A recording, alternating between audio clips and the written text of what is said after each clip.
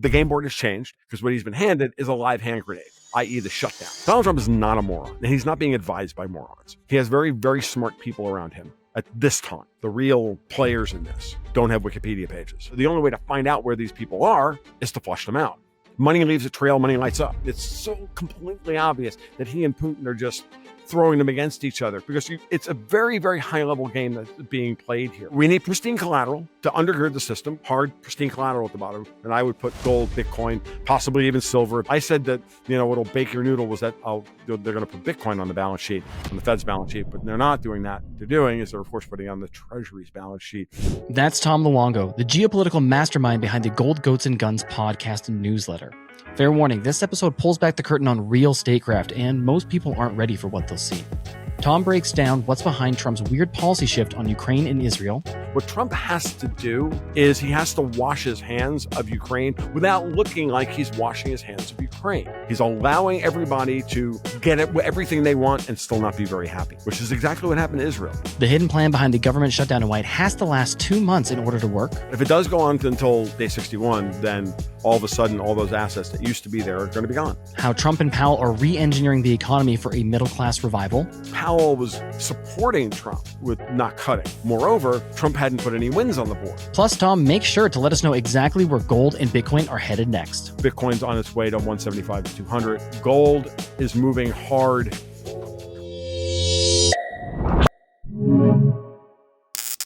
Awesome, Tom. Thank you so much for joining us again today. First repeat guest. I want to kick things off by getting your take on what seems like Trump has seemingly shifted his stance on the Ukraine war.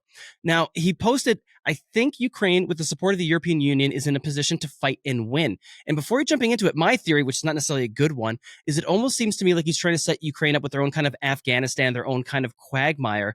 I'm reminded of Kissinger and the triangular diplomacy between like the Soviets and Russia. And I'm wondering if Trump is basically willing to throw some funds in there to keep Europe and Russia at each other and kind of slowly okay, so what's going on there? Why the shift? That is exactly the opposite read of what's actually going on. All Trump said was, hey, you guys, if you really want war that bad, I think you can go do it. And you know what? I'm happy to have you try and pay for weapons that we can't produce, that you can't afford, with fighters who can't use them. Really? Okay, give me a little bit more detail. Absolutely. Europe can't afford these weapons. In order for them to do that, they have to go for fiscal union that they can't get, right? Europe is using the Ukraine war as an excuse to go for political and fiscal integration, right? They're trying to force feed it in. And then they're also actively fomenting discontent at home and strip mining their countries in order to get people, okay, just give us anything. You've got us desperate. We're gasping for air. We'll take anything now. Just, give us some relief. And then, of course, that's what they're going to do. They're going to give them the digital euro. They're going to collapse all the central banks into the ECB, blah, blah, blah, blah. They're going to give the European Commission full tax and spend authority, and they're going to try and create the United States of Europe. So they should have done that from the beginning, but they didn't do that because they couldn't do that. And they still really can't pull that off. So ultimately, to do that, they have to foment a crisis. And the crisis is the bullshit existential threat of Russia invading Europe, which is nonsense. So what Trump said was, hey, you want to do this? That's great. You go ahead and do it. He goes to the UN. He's like, it'll be the greatest war. Globalism sucks, but this will be the greatest war ever. You know what I mean? He's playing that game. And it's so completely obvious that he and Putin are just throwing them against each other because it's a very, very high level game that's being played here. What Trump has to do is he has to wash his hands of Ukraine without looking like he's washing his hands of Ukraine, because he doesn't have a Congress that is, down with the idea of not being a part of NATO and destroying Russia and all the rest of it. You still have so much infrastructure within the United States government that is hostile to real American independence from basically Europe and the City of London, that you can't get anything done until the conditions are right to actually turn the tables. So now let's talk about what he's just been handed, because what he's been handed is a live hand grenade, i.e. the shutdown. Because in the shutdown on day 61 turns into and I'll explain why day 61 is important in just a second, turns into the possibility for him to just go through, he and his cabinet, to go through and fire all of these people.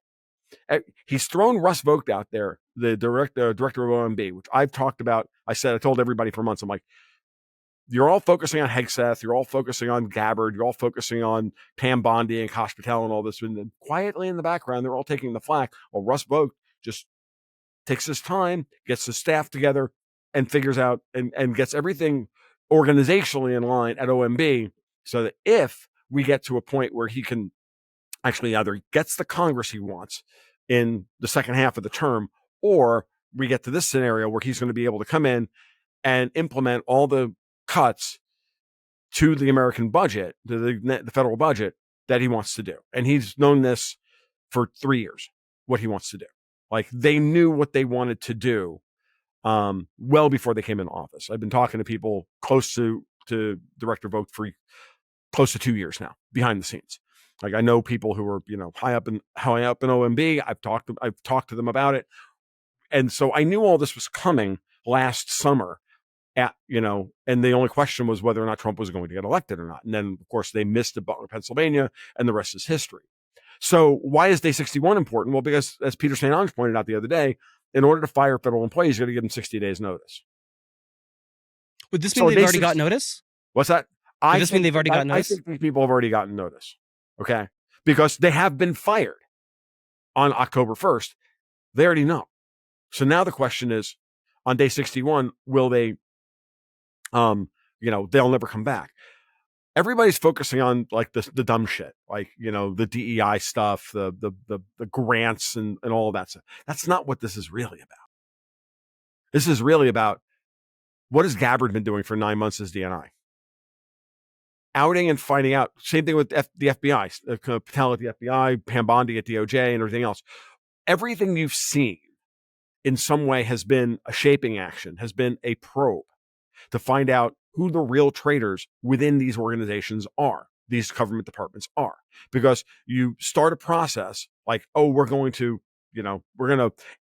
send an ICE raid to, I don't know, some laundromat in LA, for example. What happens at that point? Somebody leaks that to, whoever from within either ICE or Homeland Security or whatever. That winds up going out to Emily's List and George Soros and all the rest of them. They show up with a rent-a-mob and start the LA riots. Meanwhile, Trump has already got the National Guard ready to go to squash the thing, and the Marines ready to squash the thing. So what they were really waiting for was for all the dark bank accounts to light up, because these people have to be paid. You don't know where the money's going. You don't know who's in charge of the money. Like, it's all a decentralized network within the government. It's like all these organizations are just operating on their own. They have these budgets and they just operate. So the only way to find out where these people are is to flush them out. It's like trying to find out where the the head missile launchers are. Every once in a while, you got to just let them shoot them off. And then you go, oh, that's where they are. And then you go shoot them, right? I've used this point in the past about something like the Iran-Israeli war. Why the Israelis were so successful, why that war worked out the way it did. It was because the Israelis pulled off an immense operation. Like Israel, hate Israel, respect the player and the game in this point, which is that opening raid on Tehran was amazing. From a combined arms and military operations and combined arms and intelligence, everything else, because you had guys on the ground taking out IRGC commanders. You had anti-aircraft taken offline, all this stuff in order to allow the Israeli Air Force to come in and start flying cap over Tehran. Tehran then responds by lobbing off 200 or so missiles in order to saturate Iron Dome. That's what they were going to do. They fired their dumb missiles to saturate Iron Dome and deplete them. But then those 200 launchers get blown up. Next night, there's 100 missiles go off. They light up, and then they get taken down. If the Israelis weren't flying cap over Tehran, Iran would have wiped Israel off the map, because it would have been 100 missiles every night until Israel finally surrendered. But no, it was 100, then it was 50, then it was 20, then it was 5, then it was 1. And there's 5,000 or 10,000 missiles sitting in silos, but there ain't no guns to shoot them out of. It's like one thing to have 50,000 rounds of ammunition in your house, but if your AR-15 breaks and you don't have a backup, guess what? All that 223 is useless unless you break it down for gunpowder and start making IEDs out of them. Okay? Seriously. So this is the scenario. So it's the same thing with money. Money leaves a trail, money lights up. And so we've been doing a lot of that crap. Now, go all the way back to Ukraine and realize that it's the same thing with all the NGO money, all of the National Endowment for Democracy money, all of that money, and a lot of the cartel money and a lot of the organized crime money that's floating through all these intelligence agencies that we know they're all involved in. Well, guess what? Like what Trump is saying literally to the Europeans, hey, if you want this war that bad, go ahead and fight it. I think you can win. He knows they can't win. He knows they can't afford to buy the weapons from him. And he knows as well that we're not going to sell them weapons if we don't have any stockpiles for ourselves, which they've also basically said. He said, yeah, we'll sell you all the weapons. And then at the same time, we're like, yeah, but you can't have any of these that you actually need because we need those for national defense. So you can have all of our crap and we'll make you 155 millimeter shells. Sure, you can have those. But you ain't getting, you ain't getting the latest Patriots. You ain't, that can be fired in the Patriots. You ain't getting this. You ain't getting that. And so it's the devil's always in the details on a lot of this stuff. And Trump throws out a tweet like that in order to grab the commanding high ground and say, look, if you want the war, it's yours. You own it. It's not my war anymore. And then that way he then has to. Then he can turn around domestically and turn to the Lindsey Grahams of the world. And notice that Lindsey's been really fucking quiet since that tweet. Yeah. Right. Because Lindsey now has to go out and make the argument for war when no one wants it. And Trump just walked away from it all. So now Lindsey's got to try and play the game and he can't. So Trump has neutered them in every way. Because what happened let's go back to Israel-Iran, right? Think about how he handled Israel-Iran. He allowed Israel to do and the neocons to do exactly what they wanted to do, which was bomb the crap out of Tehran and potentially go for a regime change, which Trump didn't back. All Trump did was sit back and play Johnny Bench. Iran lobs missiles over, we shoot them out of the sky as best we can. Some of them get through, do a shitload of damage. We find out that the Iranians have better missiles than we thought they did. Okay, that's bad. The Israelis got a big freaking punch in the mouth, and all of a sudden they're not nearly as, full-throated about going to war with Iran. And everybody around the world, especially the center of the American electorate, goes, what the fuck is wrong with you people? You just tried to get us involved in a freaking war with the Russians and the Iranians, a nuclear war. What are you, out of your minds? Oh, but Iran is evil. And they're doing this. And no, we're not doing that. You've got two generations, your generation, my generation, and older, and younger are all skewing completely against the whole idea of supporting Israel this way. Or, they're not all anti-Israel, they're not all anti-Semites. It's like, look, dude, if Israel, you want to fight, you want to survive, fight your way out of it. It's not our freaking problem. We're not paying for it. So it's the perfect moment in time for Trump to say, okay, we're going to support you up to this point, but no further. Again, you set up the scenario where they all lob missiles at each other. They all beat the crap out of each other. Tehran takes a beating. The Iranians take a beating. The Israelis take a beating. I said from the beginning of the war, I'm like, what do you hope for, Tom? A tie and a bunch of injuries. I want them both neutered. I want them both humbled before the other one's power. Especially if the larger powers, Russia and the United States, refuse to get involved in any functional way other than to defend both sides, which is effectively what happened. Hell, even Russia didn't even defend the Iranians. Just let them. Putin just let them be. Why? Because he can't be seen really taking sides at the end of the day, because Israel is as much a Russian project as a British project. There's a lot of Russian Jews in Israel. So he has a political issue there as well. So now, that lays itself out. And then Trump turns around and goes, okay, we have one outstanding issue, which is Israel's casus belli, Iran's nuclear program. So what does he do? He lifts off the big friggin' B-2 wing and sends it halfway across the world from Missouri and bombs the crap out of Fort Al and the rest of the area.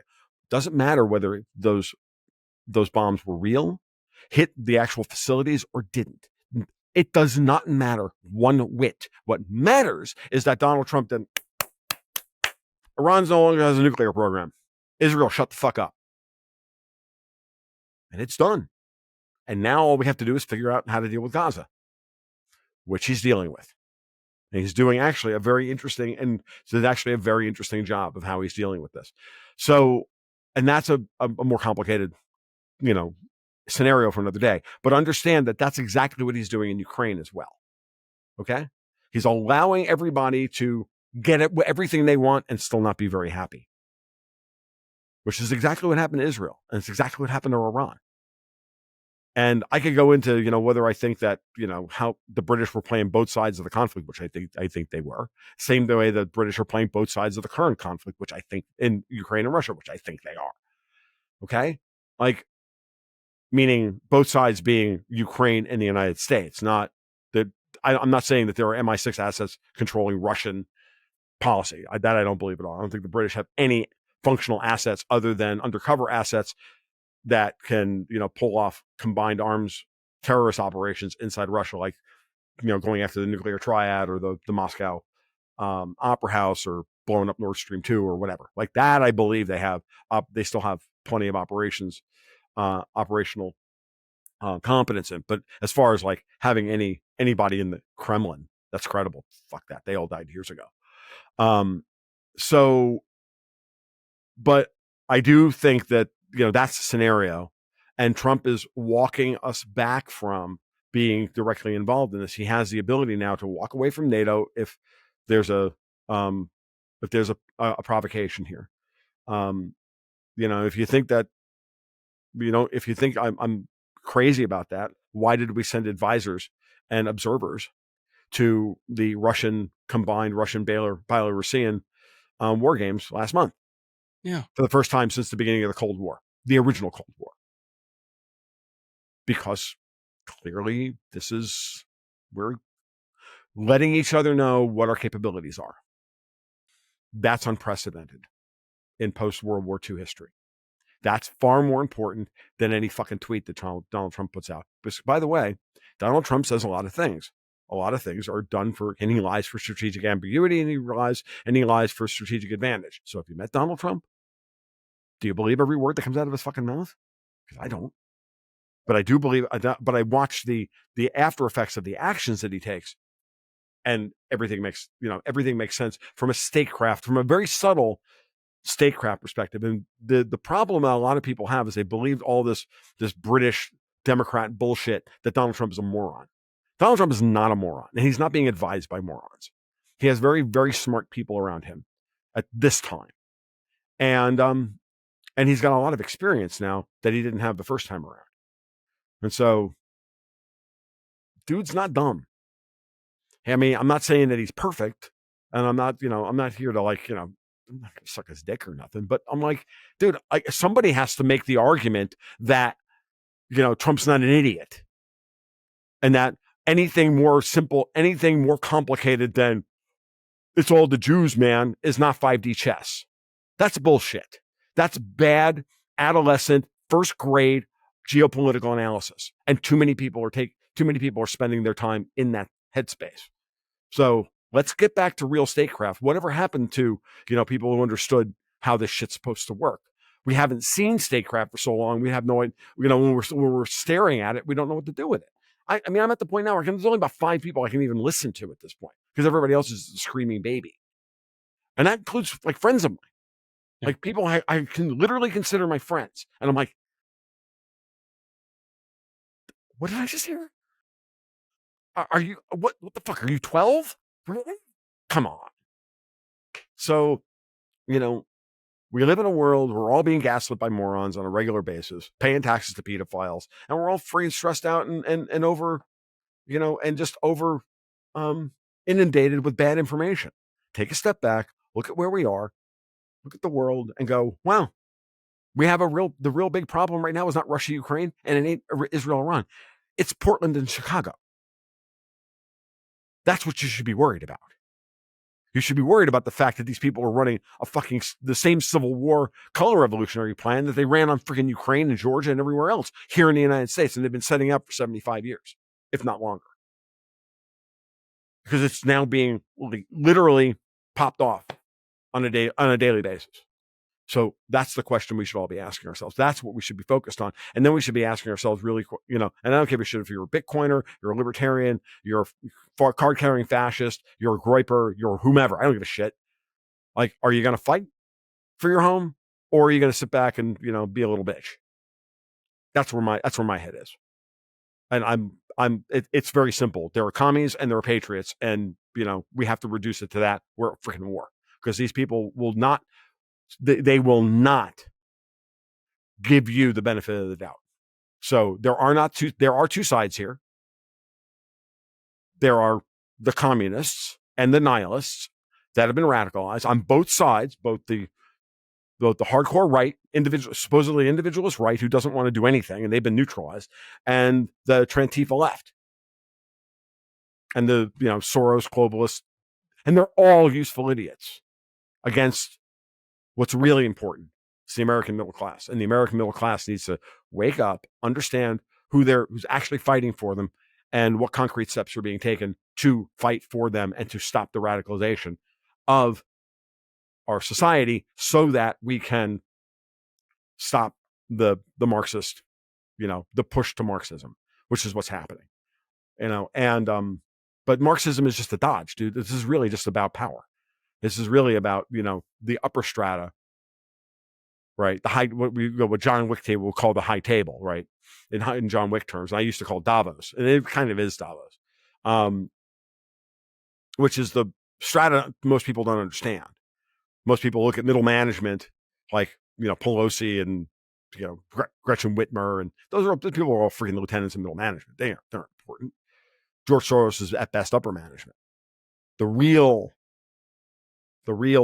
players in this don't have Wikipedia pages. You don't know you don't know their names. You know some of their names, but you don't know most of their names. And every day they have to kind of come out a little bit more. Maybe Bill Gates is just a manager. If that guy's not important, they'll throw that guy under the bus tomorrow. They don't give a shit. Like, he still has to plunk his coin down at the Continental to get a room. Like, you know what I mean? Like everybody else. So I keep the more I think about the John Wick mythology, the more I realize, holy shit, they were trying to tell us something.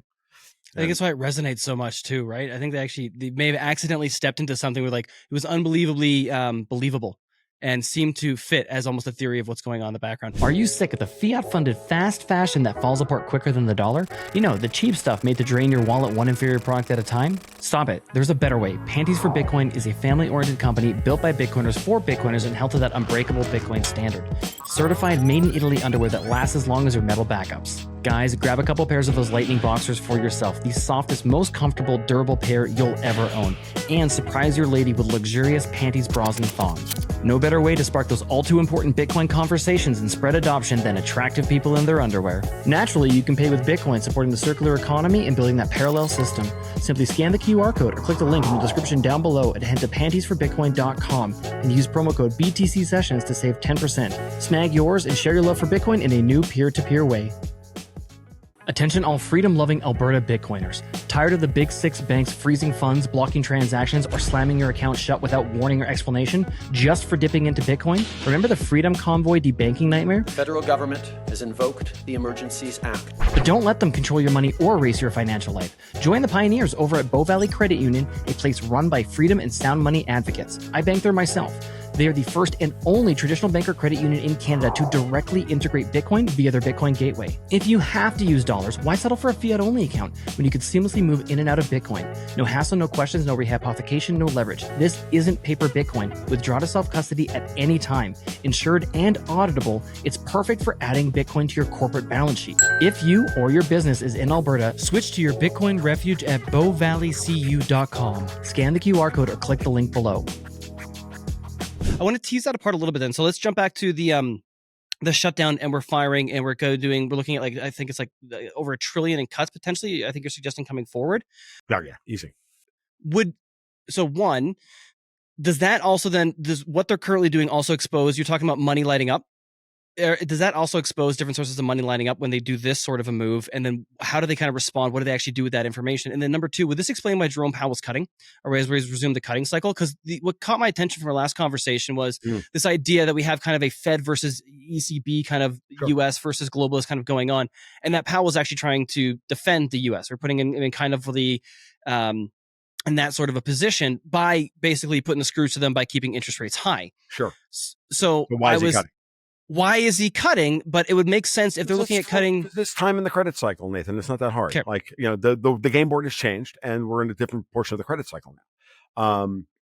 And we also have a different monetary system than we did before, or at least a different fiscal policy. Now we have tariffs, bringing in, balancing trade. Now we don't have dollars coming out and cheap Chinese goods coming back. Now they're coming back and we're getting paid for it. Now the scales, or at least fiscally, are beginning to be balanced. If Vogt is able to get done what needs to get done, and if the Democrats come back to the table with their tail between their legs before, quickly, this shutdown is going to have been like kind of worthless, because then they're going to be able to, play they're going to be able to go back to their extend and pretend game, right? But if it does go on until day 61, then all of a sudden, all those assets that used to be there are going to be gone. Like, these people are going to be gone. There are going to be lists of people who have outed themselves as obstructionists and traitors within their departments, still working for Obama, for example, and to protect Obama, or to protect protect this, that, or anything else. All those things are going to be done now, and those people will be gone. And then all of a sudden, like, we can get all sorts of stuff done that we couldn't get done before. Right. And so a lot of the obstruction that we've been seeing to the agenda to remake America, make it much more constitutional in conception, which is also a big story of 2025 that nobody wants to talk about, which is that the Supreme Court has helped properly redefine the Article 2 powers of the president by Trump poking the snake, letting the judiciary overstep its bounds, and then the Supreme Court comes in and slaps their hand and says, no, you don't have that power. No, you don't have that power. No, you're a traffic court judge in Maryland. You don't get to set foreign policy. Okay, sorry, it doesn't fucking work that way. Like, but that's where we were, and that had to be dealt with, right? In order to get Trump the political capital he needed on Capitol Hill to neutralize his opposition. These are the things you have to do so that they can't stand up there and grandstand about his, that you can't even let squishy Republicans go, well, like, this is bad. No. Every time this happens, it strengthens Trump's ability to do the job and gives him the mandate to implement the mandate he was given when he was elected, to continue to do what he was doing. So the Democrats get up every morning and they post some stupid thing on Twitter. Did you vote for this? And we're like, duh, yeah. No, we voted for more than this. It's been a little too slow, but we'll take it. Okay. You have no idea how angry we really are, and you're beginning to see it. So that's one. So then let's factor this in. Now let's bring that forward to where we are with Powell. Powell held off cutting rates while Trump, lambasted him kayfabe style for 6 months. Two reasons. The first reason was he was continuing to support Trump in his trade negotiations by creating a strong, by helping create a weak dollar and a strong, euro, yen, pound, and everything else, which then, on top of the tariffs, meant they were getting squeezed twice. So they were having to pay tariffs in a stronger currency. Like, it was insane, right? That's what ultimately, so Powell was supporting Trump with not cutting. Moreover, Trump hadn't put any wins on the board. From Powell's perspective, I went over this on multiple podcasts, but I'll do it again here. The June meeting was right in the middle of the 12-day war between Israel and Iran. Think Powell should cut 25 basis points at that point? Move to the July meeting. Hasn't cut a major trade deal with China, the EU, or anybody else. Now, after that meeting, right after that, the EU comes in and sues for peace. So, and then Powell, who likes to use Jackson Hole as a mechanism by which to announce fundamental changes to monetary policy, goes to Jackson Hole and says, hey, we're scrapping the 2% inflation target, which every idiot on the planet thought was inflationary because they all read Zero Hedge too much. Sorry, Zero Hedge, but you're wrong on this, and you have been wrong on this for a long time. Not everything in the world is QE. Sorry, I know it sells advertising, but it's bullshit, and please stop lying to the world. The 2% inflation target was globalist 101.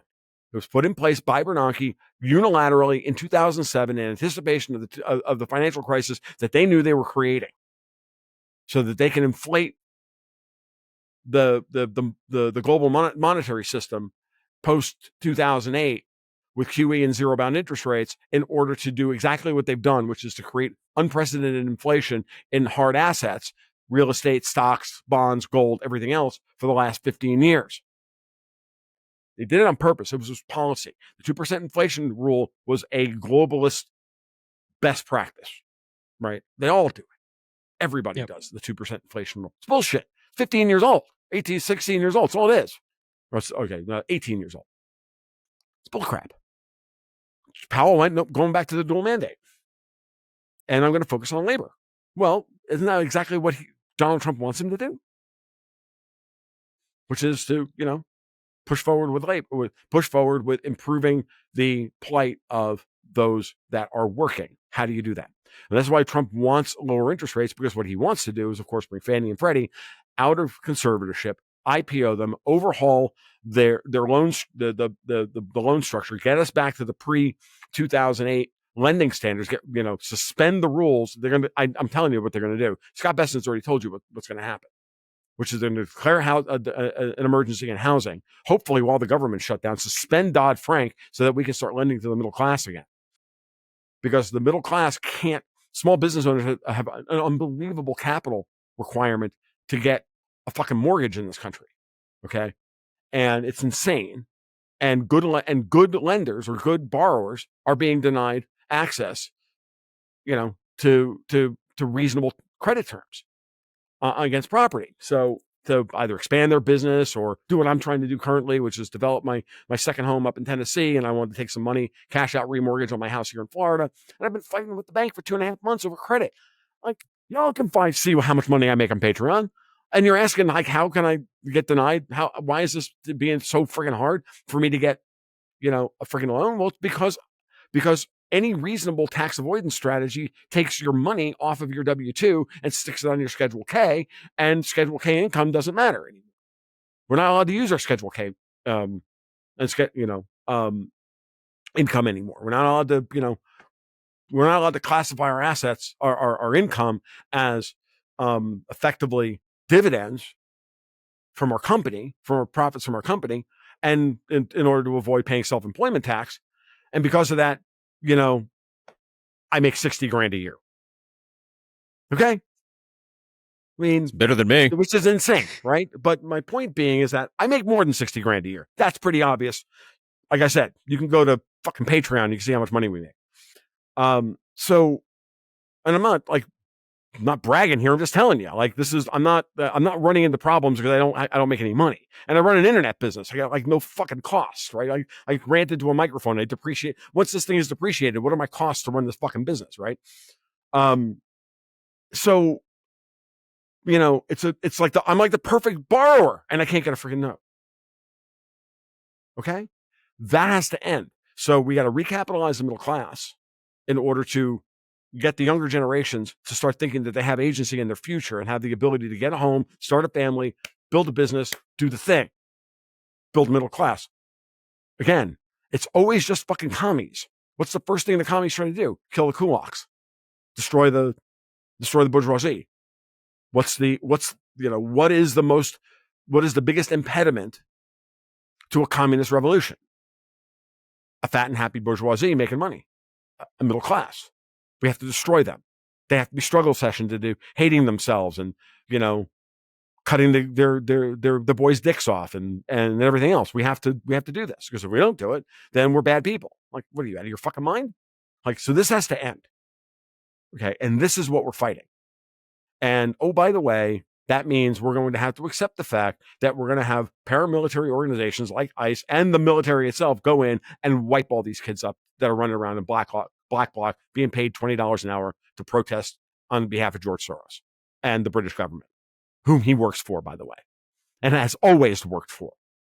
By the way, George Soros is the creation of MI6. Richard Poe, my friend Richard Poe, has the receipts on this, dudes. Even when he attacked the pound? What's that? Even when he attacked the pound? He attacked the pound in order to get rid of Thatcher to move them into the euro. City of London has never been for the British people, the English people. The term British, as my friend Ian Burlingame would put it, is that's a hybrid of the shitbag upper class and and in England in the UK, plus the old Dutch and Venetian banks and all the it's that group. It's what I call Davos. It's the old banking cartels. It's that those are the people who ran the British Empire. And of course, Little England and Scotland and Wales and Ireland, they all got fucked. Same way that Mississippi got fucked. Same way that Ohio got fucked. Same way that Idaho got fucked. Okay? Same thing. Same way red California got fucked. Okay? Same way upstate New York has been getting fucked for 100 and 200 years. Okay? So understand that, that's the scenario. So in order to fix that, you've got to get housing under control. That's why Powell has to cut rates now. He's got to get mortgage rates down, but he can do so in such a way that he can create a domestic cost of capital that's far lower than an international cost of capital for accessing the dollar market by creating a bit of a wall. So we're going to keep the cost of buying euro dollars high through tariffs and other means, but lower the cost of capital internally for the American people to get access to capital at lower rates, and then put Fannie and Freddie back on the market at better borrowing terms, which makes it even easier for them people to go out there, get a starter, young people to get halfway decent jobs, get a starter home, and start the process of building a family and building wealth. Because the 30-year fixed rate government sponsored mortgage is one of the greatest American inventions of all time. And the libertarians hate it when I say this, and the Bitcoin guys hate it when I say this, but it's true. Because the term structure of a 30-year note to an average net interest margin bank is too much risk for them to take at a reasonable interest rate. I was explaining this to Cedric last night when I was on his podcast, and I'll do a quick job of it here. You've probably heard the term 363 banking. Okay, do you know what 363 banking is? Nope. Borrow at 3, lend at 6, golf by 3. Be on the golf course by 3 o'clock. Exactly. I'm glad you guys know. Yeah, no, that Gary, it's a classic statement. What that means is the borrow at 3 is that you're borrowing it from the depositors in the bank. You're going to pay you're going to pay the depositors in the bank 3%, but you're going to lend at 6. You're going to take 3. They're going to get 3, and then it's nice and simple. It's a simple term structure, and then you're on the golf course by 3. Banker's hours. Have a nice day. No, I got that one. I figured that out, but I do thank you for explaining it. Audience, dude. I know. So I thank you for that. Not just for Gary, but for everyone else, for everyone not Gary. Okay. Now, for a 5 or 7 year mortgage, let's use the 7-year mortgage because it makes the math easy. 7-year mortgage, that's a lot of cash flow. You got to put 15 or 20% down. You got to finance, that over 7 years, or maybe only put 10% down. And then you got to finance over 7 years. And now think about the amount of money you have to pay. FYI, at the same interest rate, let's call it 7%, 6%. Let's call it 6%. 6%, right? Your mortgage on a 30-year fixed rate note is X. If you want to pay that note off in 7 years, pay 2x every month for 7 years. So same interest rate, a 7-year note is going to have, say, a $1,000 a month payment, and the 30-year note would be a $500 a month payment. And so if you took out the 30-year note and paid it off $1,000 a month and applied the excess to principal, you would pay the note off in 7 years. If you don't believe me, go to drcalculator.com and do the math yourself. It's right fucking there. Now, I know I did this like literally recently. But here's the problem. You don't borrow at 7 years at the same interest rate you borrow at 30 years, right? Because the term risk to the bank, they've got to say to you, you're going to be in there for 30 years. Well, we need a higher rate than that because your risk of default goes up. So it's not, so the 30-year fixed rate mortgage is not 363 banking. It's 393 banking or 310 banking. Okay.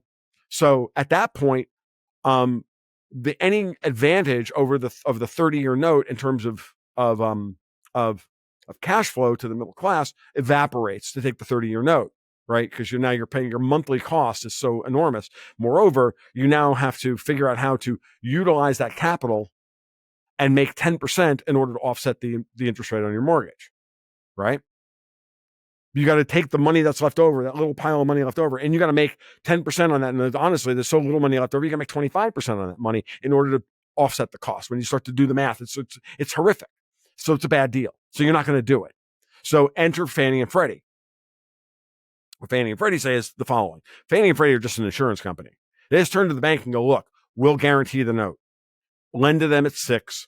We're going to charge them $75 in insurance premium, or even $100 in an insurance premium. So you're going to go into a fund to socialize the risk over the 30-year note here.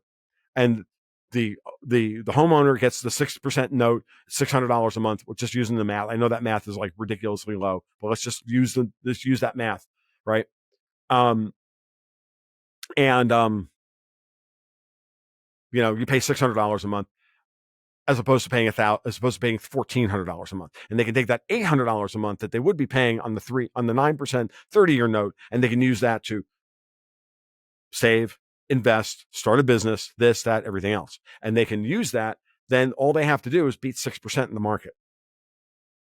Which, when you know that the S&P 500, with dividend and reinvestment and even 6% is not hard to do. Moreover, Fannie and Freddie then bundle up all these mortgages, create a mortgage-backed security, and sell part of the cash flow on that mortgage, which also further offsets the risk of the bank, to the insurance companies, the pension funds, to shareholders in Fannie and Freddie and everybody else. And so what they do is they actually slice up the thing. You're not going to get them note to 6%. You're going to get them note 6 3/4 or whatever, right? Yeah. 6 7/5 or whatever it is. Like, it's not going to be 9, but it's going to be much lower. And then those extra 75 or 100 basis points that you would have paid if it was a 7% note get sliced up across the entire system and securitized. And the entire country, the community, benefits. You can buy whole life insurance at this policy rate because you're actually getting a payback on the note. You're actually getting a rebate on the interest you paid on the note on your own house, and it's going to your insurance company who then invests in this, and blah, blah, blah, blah. And everybody's reinvesting that money, in the way that makes sense to them. And it's not just you and the bank. It's now the community at large building the network. But it had to have a government guarantee that goes behind it. Sorry, folks. That was the only way it was ever going to go. And, because that was the only one who would have the ability to have the cash flow and everything else to get it done. So there's an implicit bailout provision within Fannie and Freddie. Now, the problem is, of course, now I'm saying all of this, right? And everybody's going to now flash back to 2008. When you realize that Fannie and Freddie were not the problem in 2008. It was AIG that was the problem, and Fannie and Freddie were made to pay the price, and Obama stole Fannie and Freddie. Obama, Geithner, and Hank Paulson stole Fannie and Freddie, put it in conservatorship, stole the friggin' money, took an 80%, forced the companies to take give the government an 80% share in the friggin' companies, and then left them in conservatorship for 17 years while they're making money hand over fist, which then goes into the general fund and it was used to pay for Obamacare. It's disgusting. They stole the money from the shareholders. Listen to Trump's talking points on this. They stole the money from the shareholders. They stole the money from everybody. They just ripped off hundreds of billions of dollars and then used it to bail out AIG. And, because Hank Paulson refused to bail out Lehman Brothers. Because, he's Goldman Sachs. Like, this is so much of what went on there. You go back and you look at what was actually done. You realize that it was all a fucking globalist operation to destroy the U.S. fixed rate, government-sponsored 30-year mortgage, which was the engine of growth for the middle class in the United States. So what we wound up with was 20% down, can't use your books if you're a small business owner, you got to use your tax returns, blah, blah, blah, all this bullshit. Why? To deny us access to capital, while they then went to the zero bound, jacked up the fucking cost of housing to AIDA, so that the average millennial now needs income times, is staring at a starter house that's income times 5 in value, as opposed to income times 3, right? Yep. Meaning you make $50,000 a year, you can afford a $150,000 house, right? Yep. You make, combined together, you and your wife, you make $90,000 a year, you can afford a $270,000 house. But no, they can't. They're not making 90 grand a year. They're making fucking 75 grand a year, and a starter home in a decent neighborhood is 350 grand. So now it's income times 5. And the houses, and if they're in their 40s and they've got 2 kids or 3 kids and they want to move up to a bigger house, now it's income times 9. How are they going to afford this? They're not. That was the point. The point was to destroy our ability to get into homes, because the goal, and then sell all those fucking houses to goddamn BlackRock and Blackstone and Vanguard and State Street, and move the rest of us into 15-minute colleges living in communist shitholes like New York, so that they can have their you will own nothing and be happy bullshit. This is their fucking plans, dude. And this is, I'm more and more convinced every freaking day I get up. I look at this and I'm like, oh God, that's why Trump was barred from firing Mel Watt at the FHFA in his first term by the Supreme Court, Watt refused to leave. Trump wanted to fire him, and Trump couldn't fire him because the Roberts Court at that time would not allow Trump to execute his Article 2 powers. It ain't 2017 anymore, folks. And Watt kept Fannie and Freddie in conservatorship the entire time. The only thing Trump could do was get rid of the net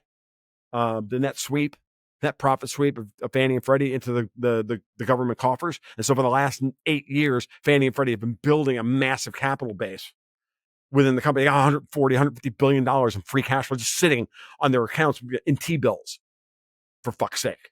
This company, the two of them together make $29 billion a year. They're the 9th most profitable company in the world, run by moron government apparatchiks making 200 grand a year. If they were actually run by professionals who knew how to run a mortgage company, this company could make $70 billion a year and be the most profitable company in the world just servicing American mortgages. Now imagine if you open up Fannie and Freddie to help bail out fucking Canada from Mark Carney, or the north of England and the Midlands and those poor starving fucking farmers who are starved of capital and everything else. That's what Trump's plan is. Now, if you're the fucking king of England and you're Davos, you know goddamn well that you can't let that happen. Moreover, once it all starts to happen, once it all happens, then all of what happened comes to light, and Obama swings from the fucking rooftops, from the gallows over the Washington reflecting pool, which is what he should do. Do you think they're actually gonna be able to go after him? I feel like I think that's everything Trump is doing is to go after Obama. I'm not kidding. And I know that, goddamn, if I was president, that's exactly what I would be doing. And I would be coldly calculating with my consigliere, Stephen Miller, to figure out the order of operations to get this done. And if you watch really carefully, it's pretty obvious that Stephen Miller runs the Gantt chart at Trump 2.0. And it's being run up in opposition to the Gantt chart over at Evil Corp Central, Davos, whatever you want to call them, over there. And two of them are clashing. And every day, Miller runs an operation and they're having to move stuff over here. And they're responding to them. As far as I can see, again, this may be my fan fiction, folks, but this is what I see. And, I'll put my analysis up against anybody else's. I see that the Trump administration has control of the operational tempo, not Davos. And everything that Davos and the British or whomever are doing is all rearguard action and reactive play. And every Thursday, Trump resets the friggin' media cycle and moves us on to a different story, and then lets them figure out what to do over the weekend, and then he moves the story again next week. He's been doing it masterfully every week since he was reelected. That goes back to the transition. It's been masterful, and you can say what you want about Donald Trump, but you're going to say that he's not a master of media? Yeah, You're going to deny him that too? Really? Okay. Yeah. If you want to do that, I know you guys don't want to do it because it's the royal you. There are people in this audience. There are going to be people in this audience who don't want to believe a word that I'm saying because they want to believe that Donald Trump is an idiot, because they want to believe they're the smartest guy in the room, because that's how libertarians like go to cry themselves asleep at night at this point. Sorry, folks. That's the way I feel. Having like run into this over and over and over again, I'm like, I'm done. I'm over. We're in a foxhole. This is a war. You're in a foxhole. There are no libertarians and no atheists in a foxhole. Sorry. Put the non-aggression principle aside, or say whatever you have to do in order to make your peace with it. But every day you get up, when you get out of bed in the morning and you're paying property taxes to the fucking king, I got news for you, folks. You've already been aggressed. You have every goddamn right to pick up a rifle and start, metaphorically speaking, in Minecraft and go after these people. Every right, in every way. You are being aggressed. They are stealing your life every day. They steal 65% of your life every day. And you're going to tell me that we have that's the average tax rate overall, right? But we spend 65% of our freaking, and you're going to tell me that you're not being aggressed? I thought taxation was theft. So at what point do you think it's okay to then start fighting against that system? And maybe you should organize and fight against that system. And maybe, just maybe, you've got a central bank and federal government that's going after the real enemy, which is not the central bank and the federal government, but the high table. And then once you take out the high table, then you can turn to the central bank and the federal government. Then you can turn to the state government, blah, blah, blah, blah. But that's a fucking, I'm not going to live to see that game. Like, no, not unless, big medical breakthroughs and I get to live to 150, which will be hilarious. I'll still be smoking 3 cigars a day. Imagine mining Bitcoin cheaper than buying on an exchange, with direct payouts hitting your wallet like clockwork. SAS Mining makes it real. You own the rig, no gimmicks. It's your asset pumping out Bitcoin every single day. No markup on hardware or electricity. They get paid when you get paid, fully aligning incentives. Mining Bitcoin below exchange cost is a great way to DCA your stack. It's so simple, anyone can do it. No tech skills required. You get white glove support and education, a rig performance guarantee, plus it's powered by 100% carbon-free energy prioritizing renewables. Ready to take control of your Bitcoin future? Visit sasmining.com by scanning the QR code or clicking the link in the description down below to book a free consult and start mining today.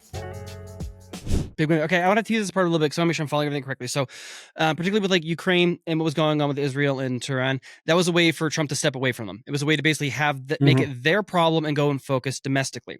Yes. Now, if we're looking at what's going on with the current shutdown and then the cuts, so my first instinct there was that if they actually cut $1 trillion, that the fiscal I think matters more than monetary policy right now. That would drain a lot of liquidity from the system. But if you could actually set it up that millennials and Gen X are able to then get mortgages on better terms. That money would then be flowing to the boomers. The boomers are already at retirement. They're actually going to be spending it circular locally as well too. Yep. You have a bunch of, and remember the millennial. Okay, it's 2 things. One thing is, this is the interesting part. I'm worried about the millennials because I think in terms of when I was graduating college, right? I graduated college. I got a job with a local environmental laboratory, bench chemist, 17 grand a year. Well, 16, and after 6 months, they gave me a raise to 17. Within a year and a half, I was making 20 grand, right? After 10, 15 years in the industry, I finally got a job over at UF as a chemist, making 35 grand. I'm prime of my life. I'm like 38 years old, good. And I have just about to have my first kid, blah, blah, blah. I'm making 34 grand. Building my house that I'm living at, having to build my house because I can't afford to have somebody else build my house, right? So now, when I say I built my house, that means hammer, honorary Amishmen, go out there, pound hammer, nails, screw guns, fly boards, do the whole fucking thing, not stand around and watch somebody else do it. And I'm the general contractor. No, It's pretty cool, man. we did the whole fucking thing, other than the insulation and build the trusses. But we had to fly the trusses ourselves. We had to roof the fucking thing. We had to pour the foundation. We did it all. Wow. Now, yeah. Like when I say I've lived that life, I have the fucking receipts. Now, the millennials enter the job market in the early aughts. What are they making? I started at 17. What do they start at? 20? Oh, probably 30, 20, yeah. 20, 22. 22 is a good job. I remember, oh my God, I can make 28. I negotiated for 28 in like 2002. Right? Okay. So think about that. Okay. They're now in the prime of their careers. What are they making? 45? A couple of millennials in their 40s are like, they're professionals. They do the thing. They make 43, 45 a year. Really? It sounds like My nothing. daughter, minimum wage is 28 grand a year now. Okay. My daughter, I like to use this example because it's perfect, comes out of high school at 18 years old through, she had a connection, blah, blah, blah, blah, but she was able to get an entry-level job over at UF in Department of Dermatology, making $16 an hour, 32 grand a year with benefits. Now, that's not normal. I'm going to agree. Most kids are getting a bagger's job making $13 an hour, or they're doing day labor for $15 an hour. But so what? Still, like when you stop to think about that, 32, figure in a year she's making 35, reasonable. 35, she's 20 years old, right? 20, maybe 21. She's making 35 grand a year. She finds a guy making the same amount of money. That's 70. That's income times 3. That's a 210. I got news for you. Even in Gainesville, she can start gentrifying old neighborhoods in Gainesville at $210,000. You can find properties for less than that. Or you have to maybe go out, you can find it. It's rapidly not going to be the case, or they have to buy a 2-bedroom condo or whatever to get started. But they can get a starter home, right? So that generation, I think, is okay. I think we've already had the wage inflation, or at least most of the wage inflation for the younger kids. But it's the tweeners. It's the late 30s, early 40s, millennials. They're not making enough money to then move up and then, have everybody go from the starter house to the next house to the next house. Who are the boomers going to sell to? They're not going to sell to anybody because nobody can afford their price. So Trump is going to have to recapitalize the boomers by, I think, and this is my idea. I've run this idea by other people. It's not just my idea. This has been brainstormed, but you do some kind of reverse HELOC where you borrow, where the government borrows against the equity you have in your house, and 80% loan to value ratio, and then you pay them, T-bill rate or something, and they have the extra cash flow, and that offsets the cost of living. They just never give them another cost of living increase for Social Security. Period.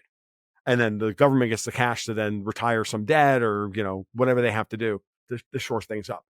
Because Trump's brought in so much money from these trade deals that he's going to get to invest with a blank check, by the way, that he doesn't need that cash. What he needs is to offset what you just said, the deflationary spiral of cutting $1 trillion from government spending.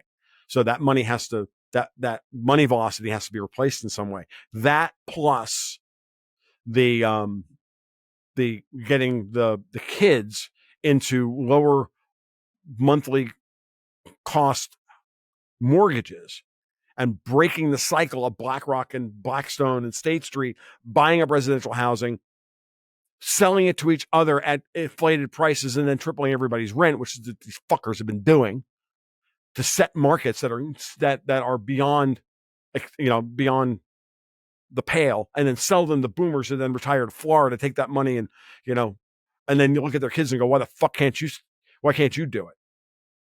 Yeah. You don't even, it's so, God, it's so annoying. So obvious what they're doing.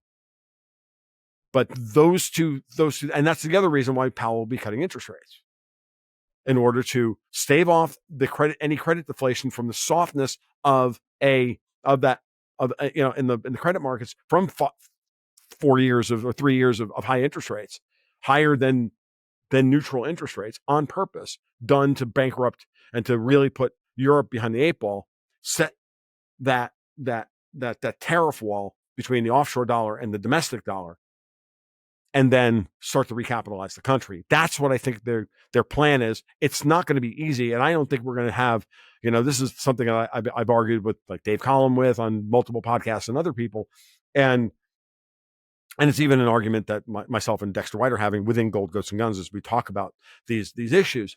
And I'm like, I just think we're going to have a stagflationary environment where, we're going to see a reorganization of the economy away from hyper financialized assets to, infrastructure, basic building stuff. And there's going to be some commodity, and there's going to be a rotation. AI is going to, get rid of a lot of white collar jobs. because a lot of these people are less than useful than AI, and AI is not even all that fucking impressive. And these people are literally not doing nothing but marking fucking time, and they have to be retrained, and they have to, find other things to do. I'm sorry, but just about every friggin', crazy Karen cat lady in this country can pick fucking strawberries. As far as I'm concerned, learn to pick strawberries. You need the sunlight anyway, honey. You need to burn out the toxic osmosis from hanging out with too many fucking cats. But that's a different conversation for a different day. But this process, I'm moving away from learn to code, because why would you code in an age of AI? Mm-hmm. No, we have to learn to pick lettuce. Everybody needs to become an honorary Mexican. Everybody should drive a lowrider and stop driving Cubs with small steering wheels, so you can drive with your handcuffs on. Oh, sorry. I kid. Old, terrible, friggin' racist jokes. I'll tell an Italian joke just so we can balance the scales. What's an innuendo? It's an Italian suppository. So, no, we're fine with that here, Tom. Yeah, we have a good sense I'm talking of to the humor. audience. At a certain point, I don't want to piss off. I don't. Look, at the end of the day, I think everybody should be able to laugh at themselves. You right? should always be able to laugh at every yourself. ethnic group should be able to laugh at themselves. And if you don't mind, I'd like to laugh at myself here too, because I'm your libertarian, I'm your Bitcoiner, and I'd like to think that I don't think I'm the smartest person in the room. In fact, I think I'm pretty dumb in a lot of ways. But at the same time, you've touched on so many things here. I don't even know where to start. I guess I don't want to make this a Trump thing, because that's so fucking boring. Everybody It's talks so fucking about gay, is what it is. It talks about him constantly. But I used to work on Capitol Hill. I did for about 6 years. And when people ask me, what it was like and what shows, get it most accurate, I would always tell them, if you're watching like The West Wing, it's not that. Everybody is high-minded and principled, whatever. It's not that. But also on the flip side, if you're watching House of Cards, I would always joke to them, with this like palace intrigue, I'm like, nobody in DC is that smart. So the one that, at least on the political side, the one that always shone, I feel like the most accurate to me, was Veep. Have you ever seen Veep? No, I never watched it. I didn't watch any of these shows. I can't stomach anything written by Aaron Sorkin, because he's a fucking asshole, and I hate Kevin Spacey for a variety of reasons. Fine. And that goes well beyond any, Sure. It goes back to American Beauty, as a matter of fact. I fucking hate that movie. Okay. But, yeah. Fair enough. Yeah. And I happen to think Sorkin, just from a writing perspective, is a very effective television writer. He is. And that's what makes him so fucking dangerous, to be honest. Sure. I totally understand that. So I would tell him, I watched Veep. Somebody had me watch it, and they thought I'd find it funny, and I didn't laugh once. And the reason I didn't laugh once is because it was so 100% on the nose accurate from my experience in my 6 years working on the Hill. It's that these are human beings. They will, if they have the opportunity and they don't have something better that's going to benefit them, they'll try to do the right thing. But if it's going to interfere with them getting theirs, it's inconvenient. They're not going to do it. And they're human beings like you and me. They're not sinister mustache twisting. They're also not high-minded, whatever. They're just human beings. And I guess I'm coming at it from the perspective like, and maybe I'm an idiot. Maybe I'm missing the high table and the Davos thing. I wonder, is Trump actually playing 73D chess here? Or I'm not saying he's an idiot. I'm not saying he's dumb, but he seems to have the impulse control of a 12-year-old. And he seems to be not necessarily a visionary thinker. Or what's on my mind today? I'll tweet it today.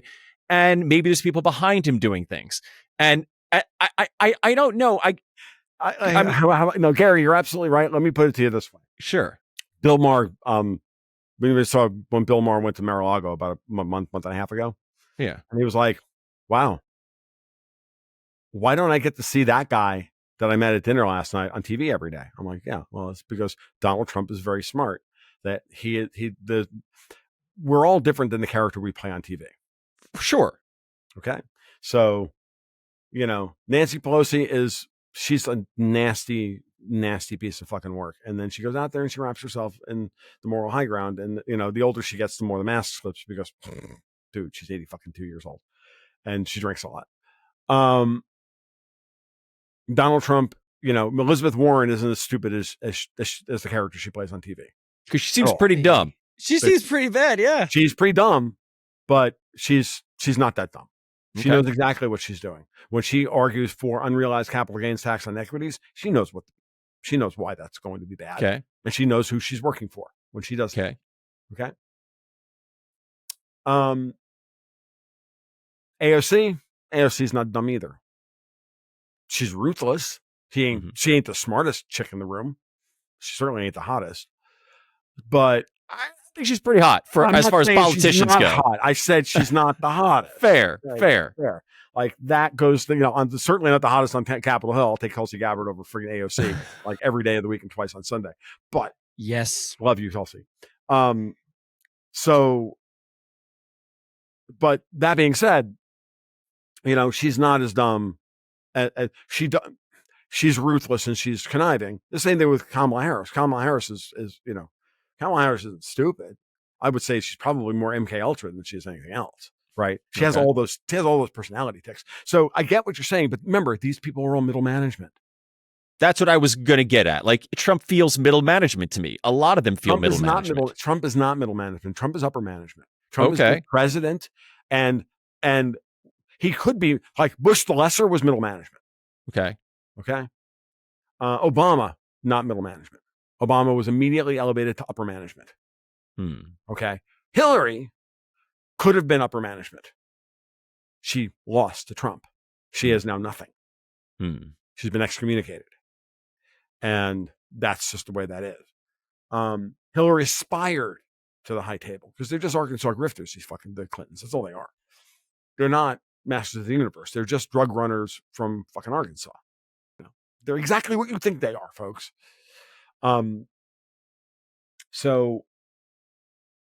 But Trump is definitely not middle management.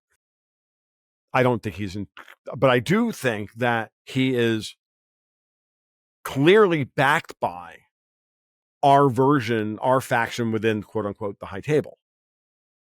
Remember, my argument about Powell and the Fed was that Powell's not doing what he's doing without the backing of Wall Street. He doesn't, not Trump, but like what happened during the Biden junta doesn't happen without certain people from Wall Street backing certain players. So we didn't get Build Back Better and the infrastructure bills in their original form because Kyrsten Sinema and Joe Manchin stood up and said no and blocked them for months.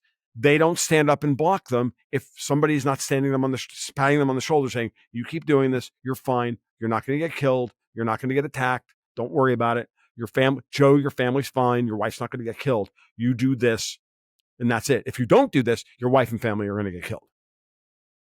Okay? That was the evidence. You have to watch the reflection of what happens when you understand why those two bills were so important, because they were the mechanism by which to preclude Jerome Powell getting us off the zero bound, because they were going to cost so much fucking money that the Fed was never going to be able to get off the zero bound.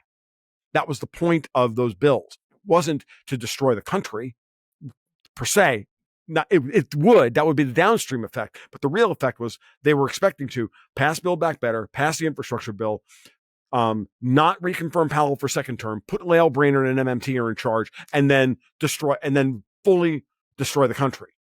That was the plan. And the fallback position was if Powell stays in place, well, we get this. If Powell survives, well, then he's got to deal with this Build Back Better bill, which is going to spend $6.5 trillion, which is going to preclude him from raising interest rates. So you got to think of the flow chart and the dependency chart, the decision space of upper management. Okay. So the decision space of upper management, we're going to put Trump in charge. We know what he wants to do. We know how he's going to do it. I can even make the argument that they let him lose the 2020 election so that they could finish the job of implementing SOFR and play this out such that they allow him to come back in 2024 to finish the job that they wanted started. I can make that argument. I don't want to make that argument. Okay, I'm not here to make that argument. I'm here to present that argument. But that's an argument that a lot of people have made to me, and we have thought this one through. And if you posit, as I have, that the real sovereigntist wing of the oligarchy that is America's royalty, however you want to define those people, okay?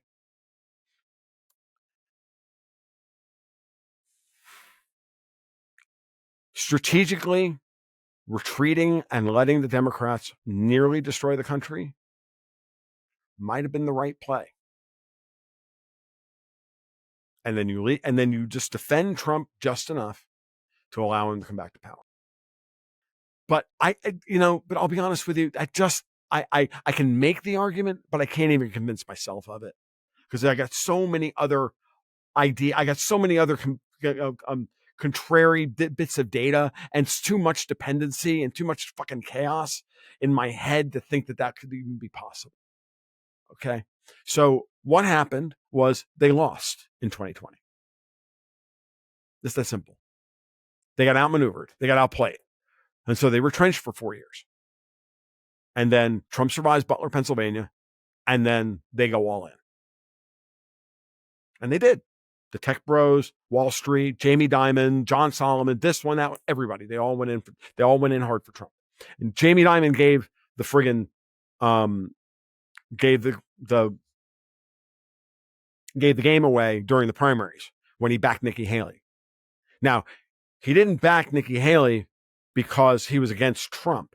What he was saying was to all of my Democrat friends on Wall Street and in Manhattan, it's okay to vote for a Republican. You don't have to like Trump. If Trump wins, well, it's going to be Trump. But, it's okay. You can cross sides and we can back her. You know why we can back her? Because she's an empty suit. And while she may have been a neocon and I think she was a plant for Davos, the City of London, real name's Nimrata, the whole Indian H-1B angle thing, same thing. And that was why they were pushing Vivek and her and, why they kept trying to call Kamala Harris black, even though she's Indian and something else, right? Like, whole thing. It's all right there in front of you. But if you want my honest opinion, lie to us, Tom. I would have hated Nikki Haley as president. But if Dimon and Wall Street were holding her purse strings, then it would have been at least better. It wouldn't have been good, but it would have been better. Trump and this crew is exactly what they played for, which was to get these guys in charge, to do exactly what they're doing, and to foment the war. The banks will back whoever's the winning player. The reason why we called them all banksters and the reason why they were all terrible globalists throughout the 70s, the 80s, and 90s, all the way up into 2008 and even through 2015 was because globalism was ascendant and the high table was running the table on all of us. And so they're bankers. They're going to roll with whoever's winning. But then when Trump won in 2016 and Brexit occurred in 2016, they saw their opportunity to pounce, to strike, to pull their plan R off the shelf, to invoke Dr. Strangelove and nuke the site from orbit. It's the only way to be sure. And they took their shot, and I think they're running it. And we're in a different timeline. Had Trump lost that election in 2016, we'd be in a different timeline. If Trump gets shot in Butler, Pennsylvania, we're in a different timeline. So, I mean, that's the way I see it. And again, I'm not trying to craft a linear narrative here. I'm just saying everybody reacts in real time to what's going on, but everybody's playing the game at their strata. Right. And I think that Trump, Trump is not middle management. He's not. He's upper management. Especially if he's meeting with the King of England, he's upper management. Okay. Because the king doesn't talk to middle management. Except to give them orders. But he doesn't even really, he doesn't talk to, he has to talk to Keir Starmer, who's middle management, obviously. But because he has to. But he didn't talk to anybody else. Now, the King of England is being deprecated constantly by Davos. So that's becoming harder and harder to believe that the king has any control over anything. And I could even make the argument that he doesn't. And that what Trump is, he's a captured pawn on the table as much as anybody else. But, again, these three strata, the high table, upper management, middle management, I think is a better way of looking at the organized crime syndicate that is the way the overstructure of the world works. And, if I had to be ruled by, organized crime and a mobster, then I'd rather be ruled by our organized crime than, a bunch of shitbag British and Dutch and even Italian. I'm sorry. I'm just done. I do not want to be ruled by fucking Frenchmen. Like, fuck off with that. I'm too Italian for that. No Germans, no French. Fuck you. No. No, I get that. And certainly nobody from North Africa or the Middle East. Sorry, folks. Not buying it. Too Italian for that. I can barely stomach Greeks, for Christ's sake. Are you kidding? I kid. No, but I think that's standard human response. You don't want to have a foreigner take control, and you'll go with your crummy guy who's domestic just because he's your crummy guy. I get that. I guess you're far more well read than I am. So I do have a question for you. You are, please. No need for false modesty here. I mean, I don't read a lot. I observe a lot. I will say I'm very well observant, but I don't. Do you think I sit and read books on this shit? People ask me all the time, like, I don't read books on this shit. I just observe what I see. Right. Well, I always, there's just so much that when we have you on, it's just so interesting to hear. There's just so much you're contributing, things that I have never thought of before. But I do have this question, because we've talked about, at one point, talked about the American home being kind of like the engine of the modern economy.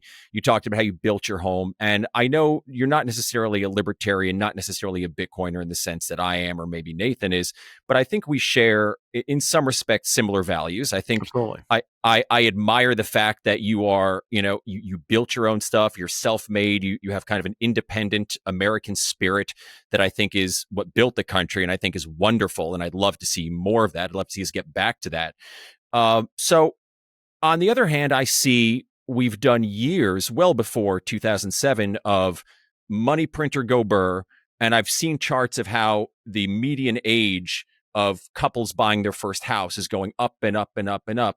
So this old idea in my mind, and maybe I'm oversimplifying it, that we can just lower interest rates or print our way out of it, and it's going to somehow make it more affordable, doesn't fly to me. I guess my question to you is, if you had a magic wand that you could somehow make America and Canada, there you go, Nathan. Please just save us. Great again. If you could somehow solve these problems and have a robust middle class, people being able to afford homes, having individual freedom so they can do and say what they want to do. You live your life, I'll live mine. What are one or two or three things that you would do to sort of make this happen? Well, the first thing is it's what's in process right now. We're watching Pristine, Collateral, Bitcoin, gold. Remember, we haven't touched on any of this stuff that still makes me a fucking decentralist like monster. You guys have to realize that my core, I'm still fucking anarchist.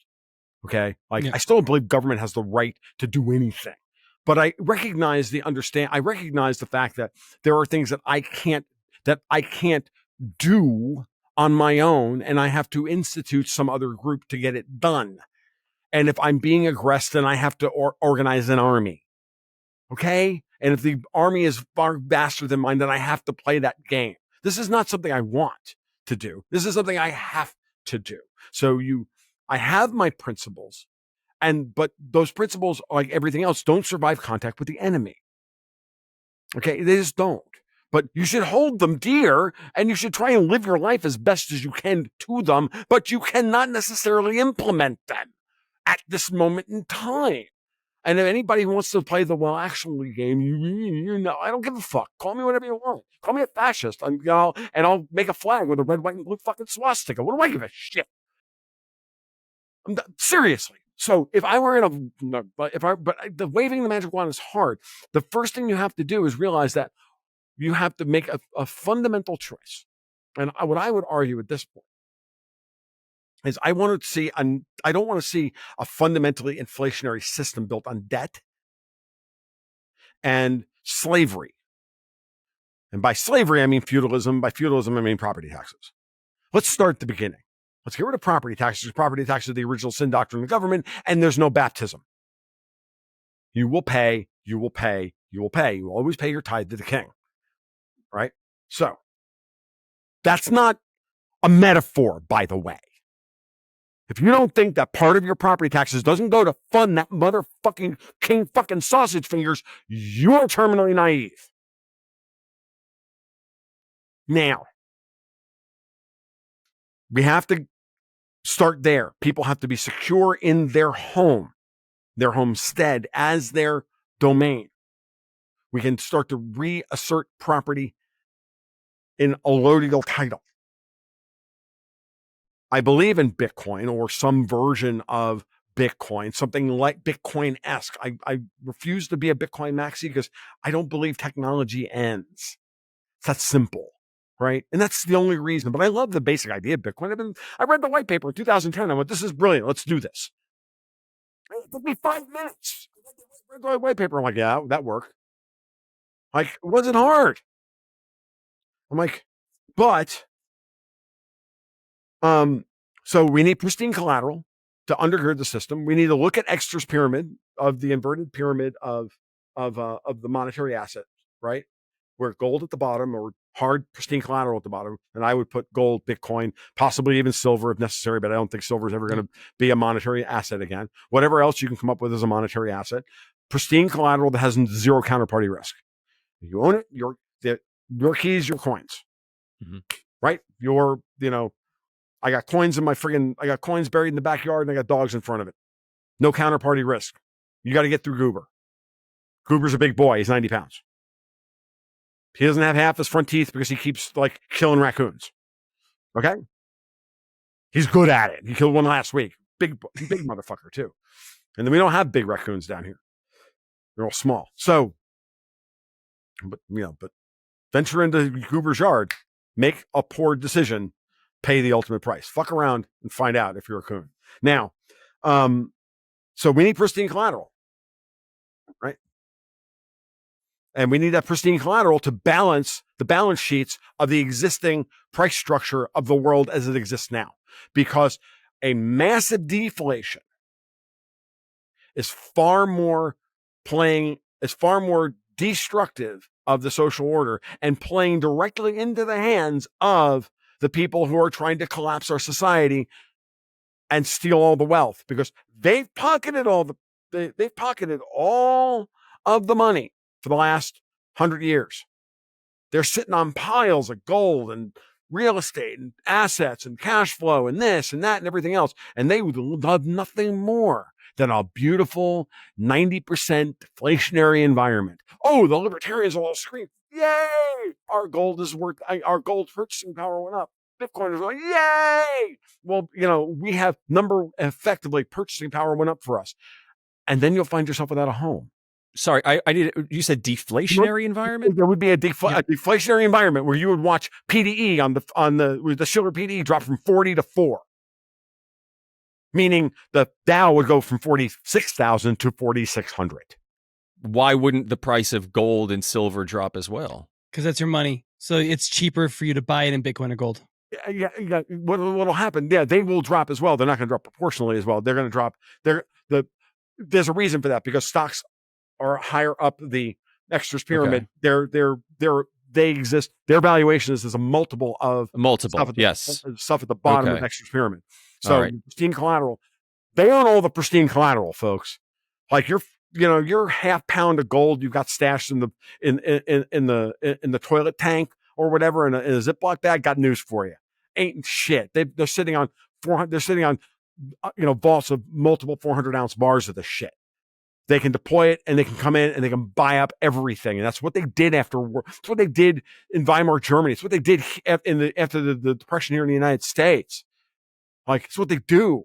The money flows in, then it flows out again like locusts, and they leave the friggin' and then they buy everything up. That's what they did with Fannie and Freddie. They forced Fannie and Freddie into a bailout. They dropped the price from $80 to 80 cents, and then they picked all the fucking shares. It stole them all. So you don't want a deflationary environment. What you want ultimately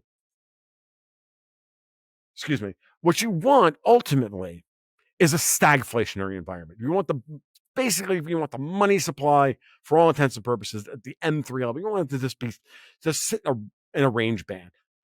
Accept the inflation that's already come.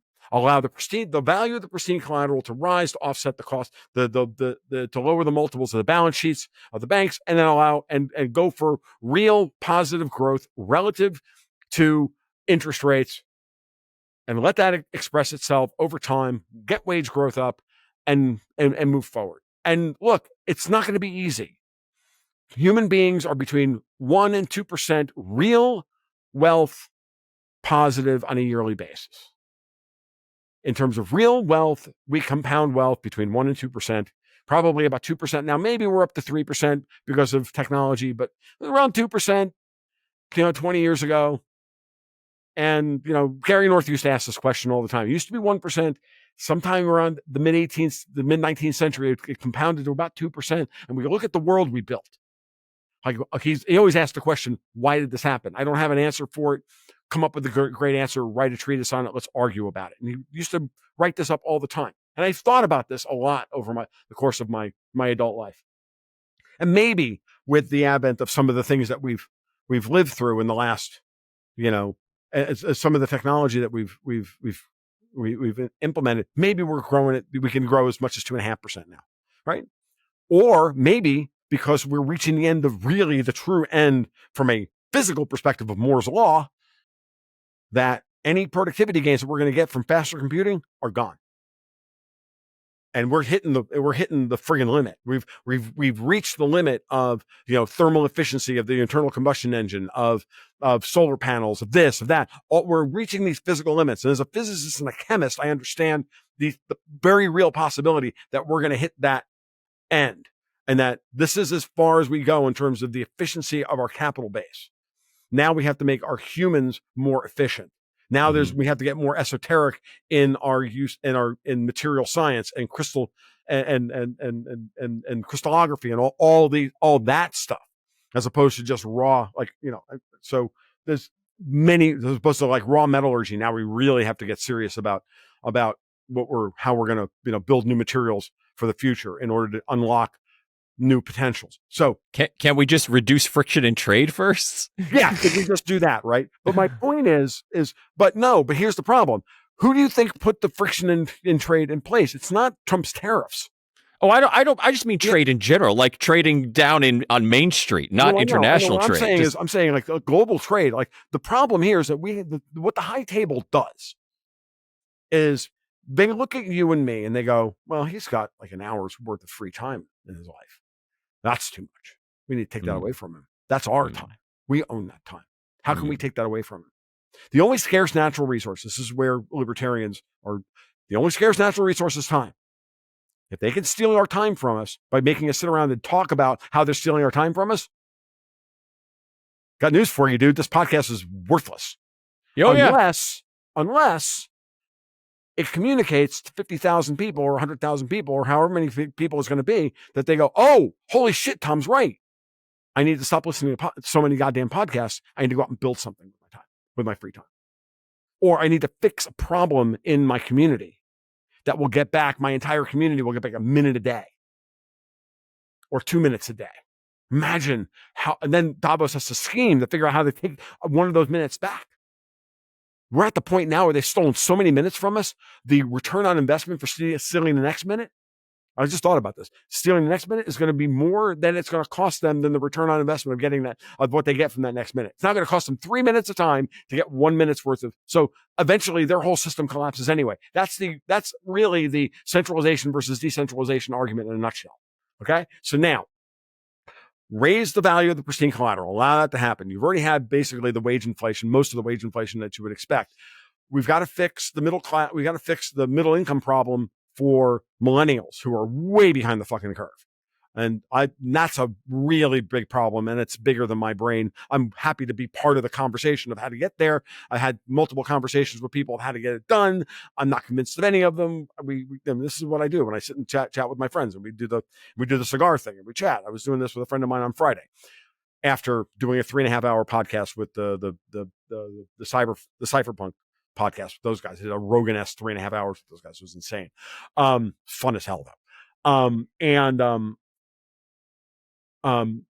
So there's those things so raise the value of the pristine collateral, recapitalize the middle class by getting them access to a lower cost of capital, and then just basically grow your way out of it by getting rid of the impediments, as Gary said, the friction to trade.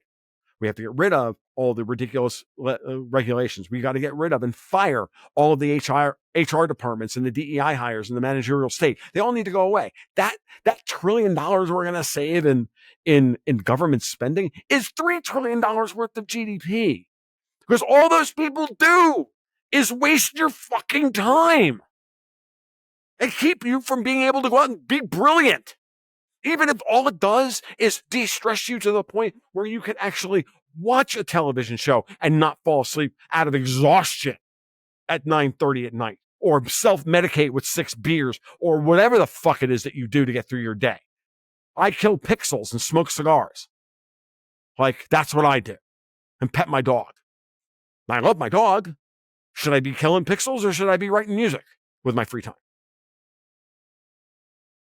I kill a lot of pixels and I don't write a lot of music, right? So that's the thing that's out there. This is like the basic premise. I tell my daughter every day. I'm like, you want to be creative. You want to be, you want to work for yourself. Or you want to have a thing for yourself. Even if you decide to start a family young, which I don't think she will, but even if she does, starts a family young, and she do the work now while you have the time on your days off to take those 2 best hours of the day, which are between the hours of 2 and 4 after you get up in the morning. So 2 hours after you get up, 4 hours after you get up. Those are your 2 most productive hours of the day. And that's when you're at your peak efficiency. That's when you should be doing it. And you should devote that 4 hours a week to whatever it is that you want to do, right? Game design, writing, drawing, whatever it is. I don't give a shit. Pick a thing, gardening, whatever it is, and be brilliant at it for those 2 hours a day, 4 hours, 6 hours a week. You'll have built skills that even if you don't get back to them for 20 years, you'll be able to leverage after your kids are grown. And as a woman, that's your arc. With the guys, no, you got to get out there every freaking day.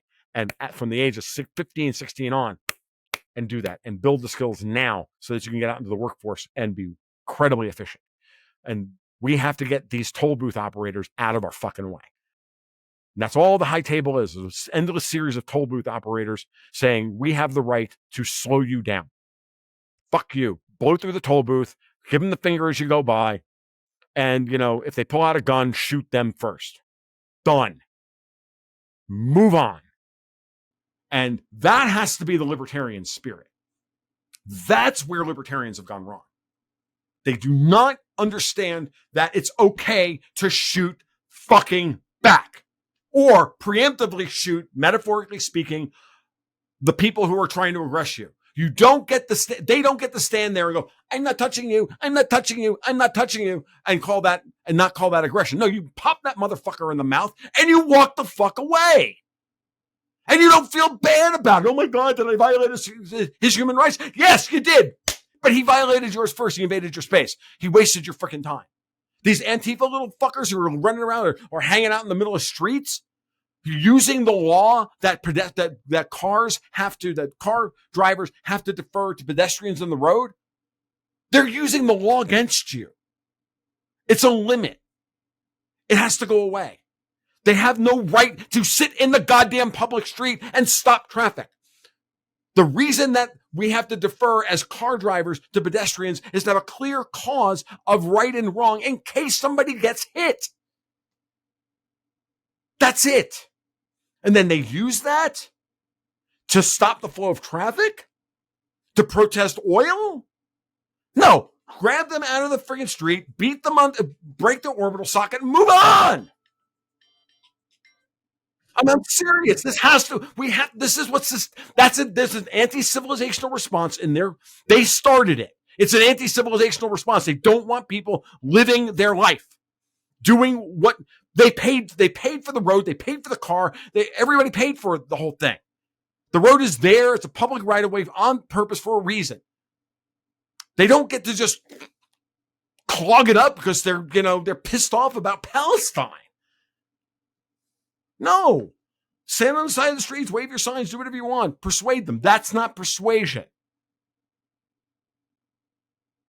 Fuck off. I'm over this shit. And I can make libertarian arguments, very good ones, I might add, for all of this, why these people just need to be beaten. Like, what do you mean? I sound crazy. I sound like a crazy man, but it's the truth. Like, we're sitting here going, why are we allowing orcs to lay down in the streets with orange vests on and stopping the engine of the society? Like the guy you're stopping may be the guy that delivers bread to the friggin' deli, that ensures that the guy who, is going to go out and fix the friggin' power line in the afternoon that went out last night. And that guy can't get to work or whatever it is. I mean, just do the math. We have no idea. So it's absolutely unconscionable behavior. It's anti-civilizational and therefore should not be tolerated. Period.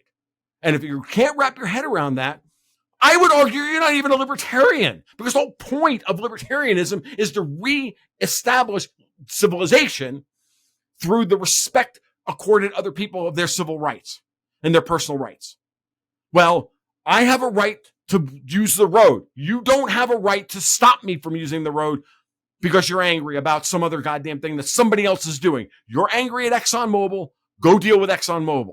Don't aggress me for being angry at ExxonMobil. Fuck off. Get out of my way. Or I'm going to turn the car around and I'm going to blast my exhaust in your face until you leave. Like that great video of the BMW guy in Italy. He just turned the thing around and then backed up. It was hilarious. Me, I just would have gotten out of the car. I just would have dragged him off the road. And if he tried to get back in the middle of the road, then I'd beat the fuck out of him. Well, I'm no kidding. That's what would have happened. And they've all been trained to not respond, to be passive, because they're playing games with the law. Fuck the law. The law is only, and this is where libertarians are correct, the law is only a limit to how bad people are allowed to act without crossing that line. Everybody looks at it, we all have oppositional defiance disorder, that we see laws as the limits on our behavior, 55 mile an hour speed limit, for example, or whatever it is. Right? But it's the other way around, folks. It's a limit to how bad you're allowed to act. Okay, from pollution perspective, I used to deal with this shit all the time when I was a bench chemist. Think of it this way. I don't want to see any lead in my drinking water. But you sound like kind of a pussy, Tom. I'm just saying. Just saying. But the legal limit is based on, technology and everything else. The legal limit is, I don't know, I think it's still 1 part per billion, 1 microgram per liter, right? So if it's less than 1 microgram per liter, it goes out. It's safe. You can drink it. If it's 0.99, it's legal. If it's 1.01, it's illegal. Functional difference? None. That means they can pollute up to 0.99 parts per billion, and they can dump that amount of lead into the environment. It's a limit. It's just like the Trantifa kids laying in the middle of the fucking road.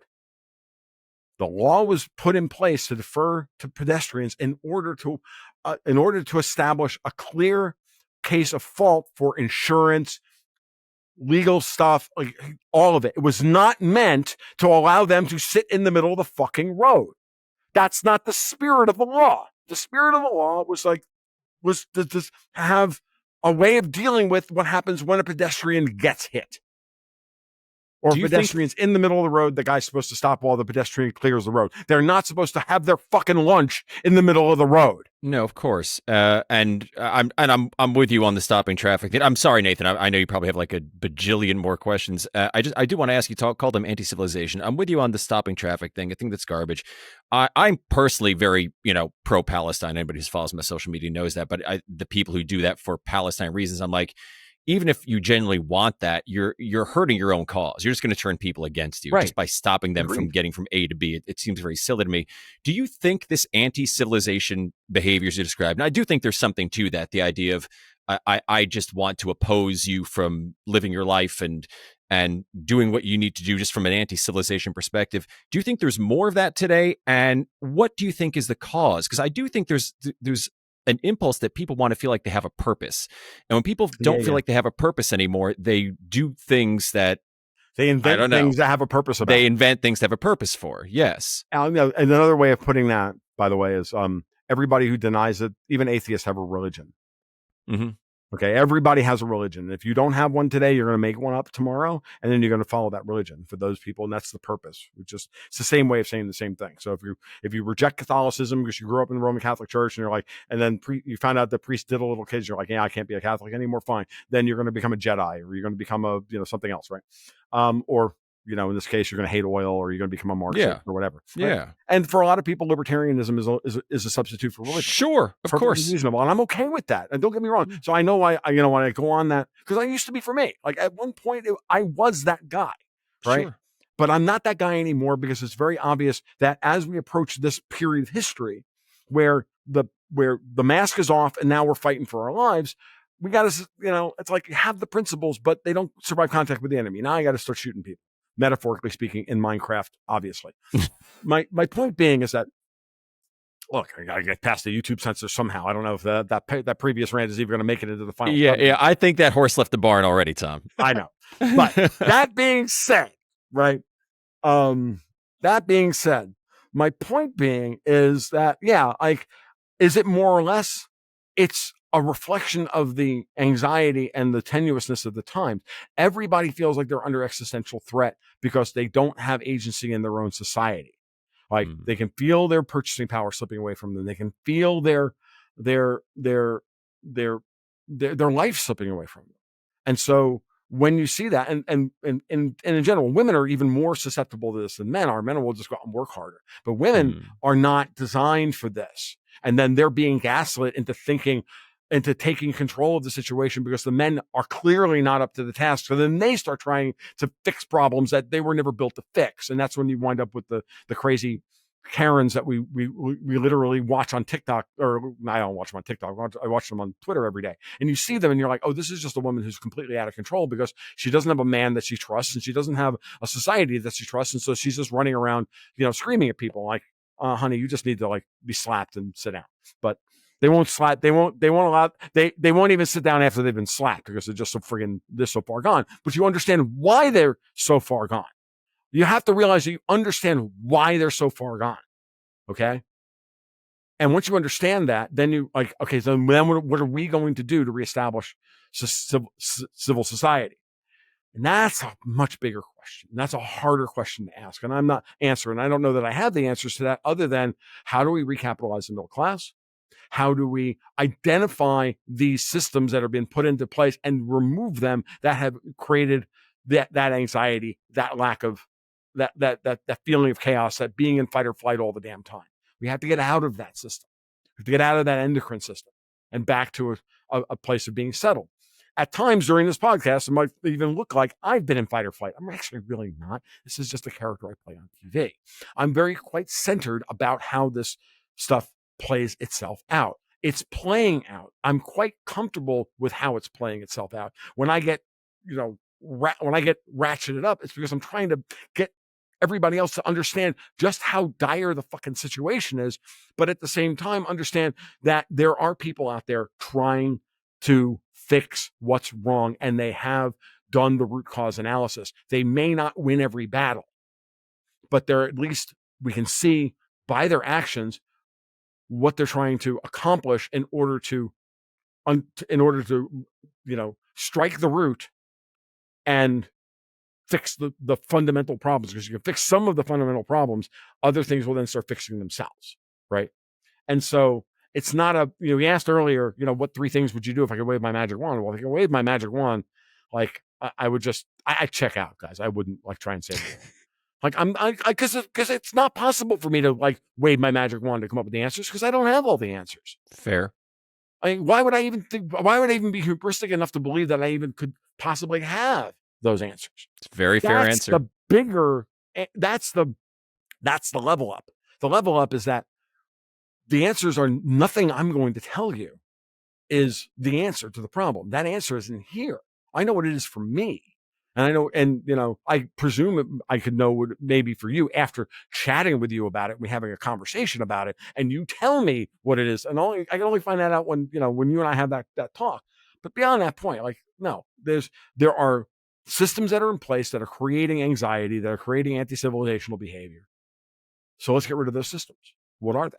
And I've identified a lot of them. Now I've tried to organize them in hierarchies for you to understand at what level you're interacting with it so that you can then not be confused as to what you're seeing every day in the zeitgeist, right? And you can identify it as, oh, that's just chum trying to get me to go crazy. I'm going to ignore that now. Like I watch some of the most ridiculous shit go through my Twitter feed on a daily basis, and I'm like, I don't even react to it anymore. Like, oh, I know what that is. I know what that is. I know what that is. Oh, there's one. And then like one out of every 20, I'm like, ooh, I can say something really snarky about this. Bing, goes up on the feed, right? Like that's the Twitter thing. But you find the gems to really pull out and go, that's important. That's a signpost. That's important. All the stuff I don't, in my mind, all the stuff that I'm not commenting on, not that important. Right. And I'm not saying that, well, at least not that important to me. And Sure, if you value my opinion on these issues, then maybe, just maybe, you'll understand why I don't think they're of very much value. And then you can adjust your behavior accordingly and get back a couple of those minutes every day. And that's how you ratchet down the crazy. It's how you ratchet down the endocrine response to all these things. It's how you get to a point where you go, you know what? Tomorrow, sun's going to rise, water's still wet, women still want more sex when they're fertile, and dogs are still the greatest gift that the universe ever gave humanity. Like those four things, when you understand those four things, like is the world really that complicated? No, not really. And so Nathan, I know you have so many questions, Nathan. I don't know what we're doing on time. I'm leaving it to you, buddy. Yeah, so we're at an hour and 41, so we should probably wrap it up in the next 10, 15 minutes. Shit. Okay, I'm gonna try and pull through as much as I can in those 10 to 15 minutes. I think I've already covered. I've already contracted foot and mouth disease like 14 or 15 times so far today. So go for it. I will say, just in some sense, the only the antithesis to the anti-civilizational systems that we see, the only one that I see that is actually pro-civilization would be pro-natalism and pro-family formation. You get two millennials in one household, they can build capital. That woman who's standing in the streets usually has some sort of instinct to protect something, and it's being misdirected, plus is losing her sense of meaning, particularly if she's not getting attention anymore. So that would be my big one, that if I was going to try and push for what could actually help the situation, family formation, pronatalism. Plus, it makes men work hell fucking harder when you've got something that you've got to provide and build for. It might make you build your own damn house with a hammer and nails once you've got that coming on the way. That's exactly why I built my house. My wife ambushed me one day. So you've met my wife, so you know. Yep. She ambushed me one day right after work. I'm on the toilet. And she comes standing in the doorway to the bathroom, and she says, okay, now we don't need to make a decision about this now, but it's time for us to have a kid, and we're not having it in this house. And I'm like, don't be alarmed. But she's like, trap me. There's no, and my bathroom did not have a second door. Like, you know what I mean? I couldn't Are we doing this mid-dump? Like, that was all I could do, 10 feet away. Like, that was it. Like, where was I going to go? And so when I started the process of like, oh, okay, I need to become a dad, and we need to build another house, and I can't. So then we have to like, okay, what are our priorities? What are this? What's that? What am I doing? I'm like, at the end of the day, I looked at it and I said, okay, well, these are the things that we want to do. Then the only way we're going to be able to afford that is we're going to be able to buy X amount of property for this amount of money, and then the rest of it on my salary after you leave work, and to raise the child, because we're going to do this on one family, we're going to do this on one salary, we're going to do it right. Well, what does that mean? It means that, this is how much money we can spend. And so we need to get the most house for the least amount of money. I had a friend that I worked with over at UF that had done the same thing I did. And he was my guru, and we designed a house, and I went to an architect, and then I did the build. And then, 7 months later we moved in. And I had about $25,000 equity in my $30,000 worth of equity in my house in Gainesville that I was able to draw on to help finance the build. And I didn't even do it with a construction loan because they wanted too much money. But I had such good credit that I just financed the whole thing on Visa at 0%. Wow. That's amazing. And then I converted it all during the no doc ninja moment in 2006 into a fixed rate 20-year note. That's amazing. Yeah. And I borrowed 80 grand.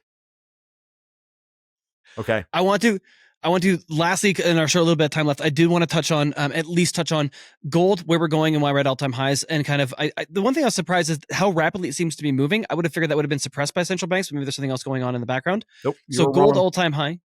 There's a reason you're wrong about that. It's a very simple one. What's that? It's very simple. By the way, 39.81 and change on the futures market right now. Cash price is 39.56.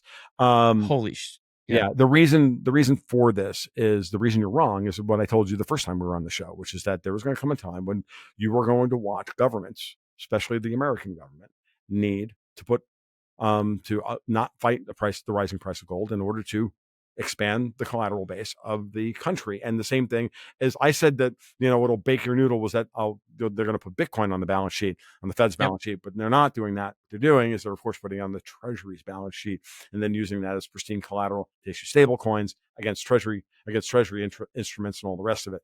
And then use Bitcoin. And what they were doing, still continue to use Bitcoin as collateral, as pristine collateral in the repo markets, which has clearly been going on for at least 3 or 4 years now. Yeah. That's been going on for a long time. Okay, beautiful. So next for gold, next for Bitcoin, and then the other one I'll just quickly touch on. So where do I think they're going? Bitcoin's breaking out above 125. Where is it this morning? 125, 383 and change. Bitcoin's on its way to 175 to 200. Gold is moving hard.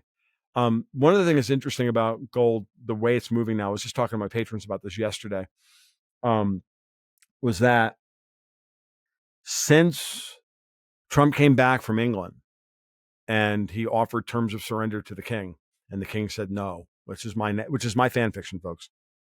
Believe it or not, but gold's up $300 since then.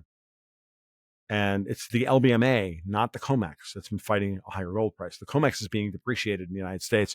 Speculation on gold as an antipode to the dollar. So the guys who need to hedge their dollar risk with gold or want to hedge their dollar risk with gold are going to be using GLD and SLV, which are going to become purely speculative things. And only very trusted redemptions are going to have to go through very trusted intermediaries, meaning JP Morgan or HSBC. And the U.S. government will sign off on that. So there will not be tonnage coming out of GLD or SLV unless it's been signed off on by the government. And, JP Morgan that's why JP Morgan is the sole custodian of GLD in the United States, and HSBC is the one for the rest of the world, is GLD in Hong Kong. Now, I think that structure's right. And this is something that Vince Launchi and I talked about 3 years ago on a podcast that we did on my podcast. I don't remember the episode number, but it's the title is Vince Launchi and Gold is the New Black. That episode, every Bitcoiner should listen to that episode, because you'll understand that we were there 3 years ago, realizing, or 2.5 or so, 3 years ago, seeing this market for where we're headed. That means that gold is now an asset to help recapitalize the country and the central bank, in this case, the Fed. And yes, it's going to help other people as well. So what? And the same thing with Bitcoin. Now, this is where it's interesting. So the ECB, nominally in charge of all of the sovereign gold, nominally, meaning it's been pledged, but they don't actually have custodian. They don't have actually custodian of it. Like Italy's gold is still in Italy or in the Fed. Like it's not at the ECB, it ain't in Brussels. I mean, maybe some of it is. So you got to ask yourself the question, possession is 9/10 of the law, right? So we're in control of our gold. I think that's pretty obvious. If anybody doesn't think that we're in control of our gold at this point, you should just stop with the fan fiction. It's there, because if it wasn't there, there would have been a war. But there would have been a war over this by now. We're draining the LBMA. We're draining City of London of its ability to set the prices on the most important assets in the world, which used to be the Treasury market through LIBOR, now gold through the LBMA, COMEX, GLD, round robin wash system. That's been taken out. That the LBMA has been taken out for all intents and purposes, and the COMEX is being depreciated. It's all being collapsed into GLD. So now physical gold is not moving; it's just being stored. SLV is going to go through the same process. The last thing that City of London still controls is oil prices through the Brent crude contract, which is a purely financialized contract. Nobody delivers against a Brent crude contract, a barrel of oil against Brent crude contract, completely financialized. So that's the last thing. They don't control Bitcoin. They don't control gold. They don't control silver. They don't control the Treasury market anymore. They don't control the U.S. repo market anymore. So to be Canadian, very Canadian about it. So, what's left? That's a good sign. This has all been 10 years in the making. So yeah, this is what's happening. So gold here, I've been impressed. I mean, I thought we would already have done a solid correction and gone higher. I've got PTSD like every other gold investor for the last 25 years. But the truth of the matter is that gold could run to $5,000 before they decide to stop it. I mean, at some point, if I'm right in my fan fiction, this will be how about this?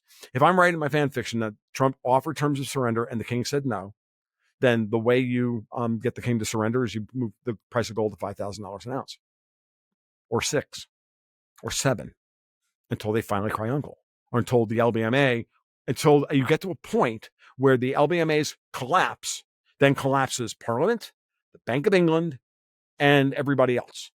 Gold, silver, they're all, and silver's even more dangerous for them. Okay?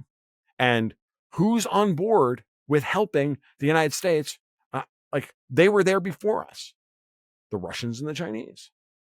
One of the things I said, I've been thinking about recently, and again, I said this the other day for my patients, but I'll say it again here, is that, trying to analyze this gold and silver bull market by the same ways that we did during the run up to 2011's high doesn't work. Why? Well, the Shifi oil contract didn't exist then. The SGE gold, physical gold contract in Shanghai didn't exist. The Russians weren't buying gold, like they're 40, 30 tons a month. Like, all the central banks weren't buying gold. The Chinese weren't buying gold. No one was doing this. There wasn't a globalized gold market. In 2011, we didn't have a full infrastructure for vaulting and gold futures in Singapore, Dubai, Shanghai, Hong Kong, all these fucking places. Gold is now a global market. Back then, it was mostly London, Zurich, and Chicago, or New York, and that was it. It was 95% of the world's gold trade. Today, it's not. And so, therefore, they don't have the same level of control that they did in the past. And silver is the same way. And so, where can they go? Wherever they need to go to satisfy certain geopolitical imperatives. It's a front in the war, is what it is. And right now, the United States and China and Russia are running a blitzkrieg on London. That's it. And yeah, Shanghai inventories I saw was like all-time highs, like just spiked up, it looked like.